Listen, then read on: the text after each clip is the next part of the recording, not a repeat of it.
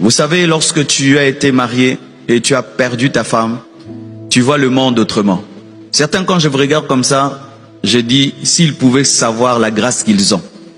Vous voyez, quelqu'un qui a eu et qui a perdu connaît la valeur de ce qu'il a eu. Toi, tu ne connais pas la valeur de ce que tu as. Tu ne connais pas. Vous ne connaissez pas. Moi, je connais. J'aimerais même la ressusciter maintenant. Et l'aimer comme je ne l'ai jamais aimé. Mais elle ne reviendra pas. Mais toi, je peux t'aider à aimer ta femme terriblement, ton mari terriblement.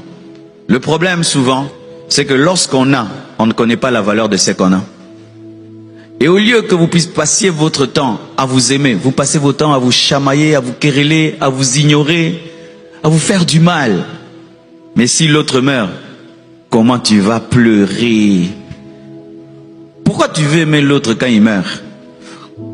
Pourquoi tu vas apprécier les qualités de l'autre quand il part? Ne peux-tu pas l'apprécier pendant qu'il est vivant? Ne peux-tu pas lui donner tout l'amour que tu as pendant qu'il est vivant? Tu as la grâce d'avoir une femme. Tu as la grâce d'avoir un mari. Est-ce que tu le sais? La grâce de rentrer à la maison et tu as quelqu'un avec qui tu vas causer. La grâce d'avoir des problèmes et tu as qui tu vas partager. La grâce de manger avec quelqu'un. La grâce de dormir avec quelqu'un. La grâce de venir avec quelqu'un à l'église dans la même voiture et rentrer avec. Est-ce que vous savez que c'est la grâce? La grâce de s'habiller les mêmes couleurs avec quelqu'un. Vous savez que c'est la grâce. La grâce que quelqu'un, pendant que toi, tu dors, il est en train de préparer pour toi. La grâce que pendant que toi, tu te laves, l'autre est en train d'arranger tes habits. Vous savez que c'est la grâce. La grâce que quelqu'un est en train de se battre à gauche pendant que toi, tu te bats à droite. Est-ce que vous savez que c'est la grâce? La grâce d'avoir quelqu'un qui peut te parler, même à 2 heures du matin, 3 heures. Mais vous ne savez pas. Pourquoi? C'est là. C'est comme les enfants qui mangent 4 fois par jour. Est-ce qu'ils savent c'est quoi la grâce de manger? Ils ne savent pas. Qu'ils aillent demander aux enfants qui meurent de faim. Ils comprendront c'est quoi d'avoir la nourriture. Alors, tellement que vous êtes souvent ensemble, vous ne savez plus. Mais moi, je peux vous dire que vous avez la grâce. Alors, maximisez cette grâce. Au maximum, maximisez. Que devez-vous faire? Aimez-vous comme si c'était le dernier jour. Si ça c'était le dernier jour,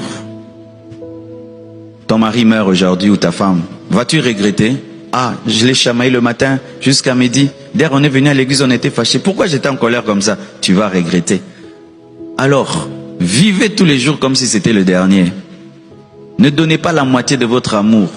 Donnez la totalité de votre amour. Parce que c'est une grâce. Tu attends avoir un mari parfait pour l'aimer beaucoup. Les maris parfaits n'existent pas. Tu attends une femme parfaite pour l'aimer beaucoup. Les femmes parfaites n'existent pas. Quelqu'un d'autre, s'il avait ta femme, il allait lui donner un amour extraordinaire. Quelqu'un d'autre, s'il avait ton mari, il allait lui donner un amour extraordinaire. Mais ton problème, c'est quoi? Tu es tellement habitué à elle.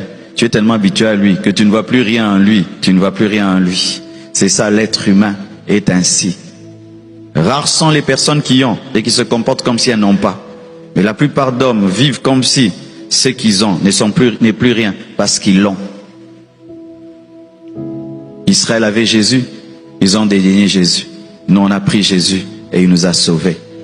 C'est une grâce que vous avez. Alléluia.